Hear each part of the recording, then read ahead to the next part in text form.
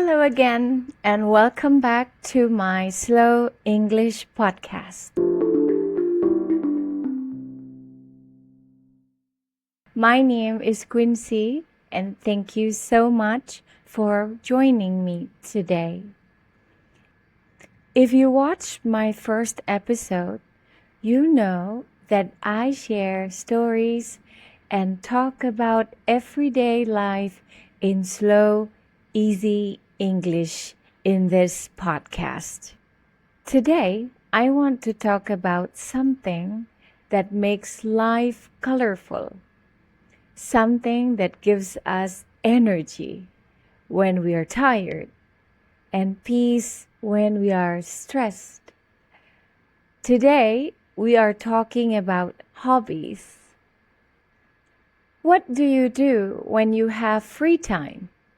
When the work is done and the computer is closed, where does your mind go? For a long time, I didn't have a good answer to that question. I used to work, sleep, and repeat.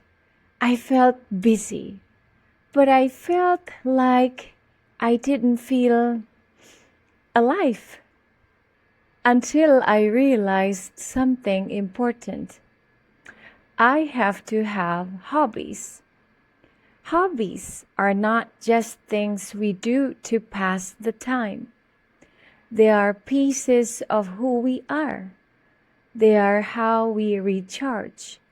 So I want to share a little secret with you. I actually have quite a few hobbies. Some people say I have too many, maybe, but each one of them changed my life in a different way. And I have a special story behind each one. Let me tell you about the first one. When I need to quiet my brain, I open a book, but not just any book. I'm the kind of person who gets completely lost in a story. There was one specific weekend early this year, I was feeling very overwhelmed, and I started a novel on a Friday night.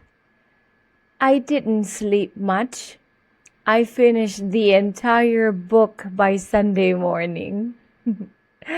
It felt like I lived a whole extra life in just 48 hours. Have you ever read a book that made you forget where you were? My book was by Jan Campbell, called Weird Things Customers Say in Bookshops. I found almost all of them are hilarious. I just couldn't stop reading. So, my hobby in reading somehow connects directly to my second hobby, writing things down. I am obsessed with paper. I keep a bullet journal. Every week, I spend time drawing lines, planning my days, and tracking my habits, my sleep. But my journal is more than a calendar. It is a diary of my thoughts. A few moments ago, I looked back at a journal from 3 years ago, and I found a page where I wrote down a big dream, a dream I completely forgot about. And reading it gave me chills because I realized papers remember what our brains forget. Now, what about when I need energy? When I need to let go of all my stress? That is when I start singing. I don't care if people are listening, and honestly, my singing voice is far from perfect. Well, I'm definitely not Celine Dion.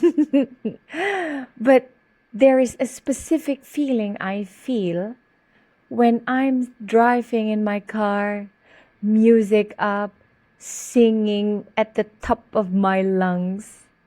It is pure freedom. And just so you know, I used to subscribe to an app called Smule for this hobby. I met a lot of people with the same hobby. Some have become friends until today. How nice! And finally, there is travel, exploring new places. But my favorite travel stories are not about the famous tourist spots I've been to. They are about the journey itself. The time I had to decide whether I had to take a bus, catch a train, or just walk. The mistakes we made in a trip, turning into the wrong street, deciding where to eat, those moments are things I remember most. Like when I went to Malaysia with my husband. We visited this beautiful stone gatehouse called Famosa in Malacca, Malaysia. What happened was, once we left the site, we just realized that we didn't get our picture saved that time.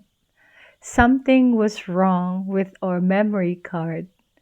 So my husband and I decided to go back to the site and redid our pictures the best way we can remember. I remember it until today, how we just couldn't stop laughing, thinking if somebody actually saw us coming back for the second time.